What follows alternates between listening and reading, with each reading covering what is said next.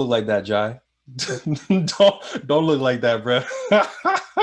How many of y'all have checked your income statement, your paychecks, right? And you're able to see how much taxes you're paying for federal, how much taxes you're paying for state, all that good stuff. Medicare, nobody. Okay, so something I learned. Check. Oh, sorry. Oh, I haven't checked where it's going, but I do calculate how much I'm supposed to technically get per hour and how much I actually get. So I see how much they're taking out of my check. got you. You see how much? Okay, I see you paying attention. I appreciate you, say Jalen.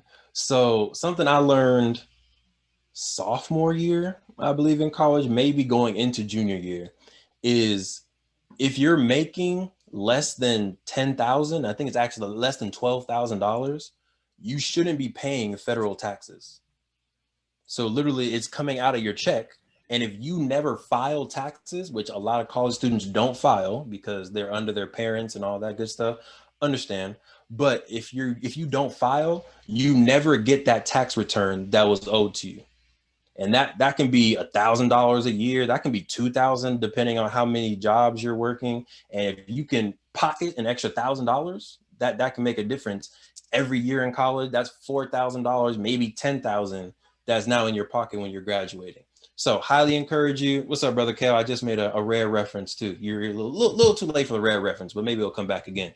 But if you have a job, if you have two jobs and you know you make $12,000 or less, highly encourage you to still file your taxes. You can have deductions. If you're a business owner, you can add those deductions in, and your tax refund is about to be nice.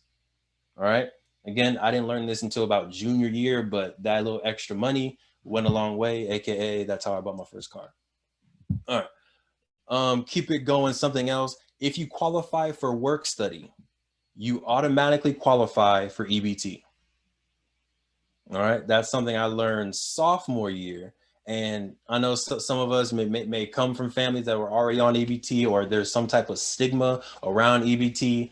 Get rid of that as soon as possible. Get that mindset out of your mind, because literally most of the folks that are on EBT don't look like us. And when they use it, and I've seen it in the store, they're fine. They're swiping, they're doing their thing. But when I used to use it, I was like, yeah, here you go. Here's my card. All right, don't draw too much attention. But that was $150 to $200 a month I saved because I didn't need to buy groceries, because all the groceries were swiped on EBT. So again, all these little things add up. If you save $1,000 or $2,000 per year in your taxes, that's in your pocket. If you're saving $200 a month in groceries, that's $2,400 at the end of the month in your pocket. So now that's $4,000 per year that you just got out of literally thin air. All right, let's keep it going. Who is claiming you on your taxes? How many of y'all, your parents claim you on the taxes? No, no shame. There we go. I see you. I see one. Okay, I saw at least one. So if your parents are claiming you, dope. You can get them a little bit more money back. And then hopefully, if mom or dad are getting a little extra money back, they can slide a little bit your way too. But there's the American Opportunity Tax Credit. Everything that you pay for education, tuition, your laptop, your AirPods, books. If you buy some Rare X stuff and somehow you're able to say it's for educational purposes because you're an intern for Rare X. So all those things can be added up, and now you can get an American Opportunity Tax Credit back, which is a refund on your taxes.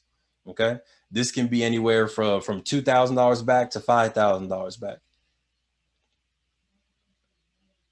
So highly encourage you, look into this tax credit. It's all going to depend on how much your parents are kind of making as well, but look into the tax credit and see how you can get funds back.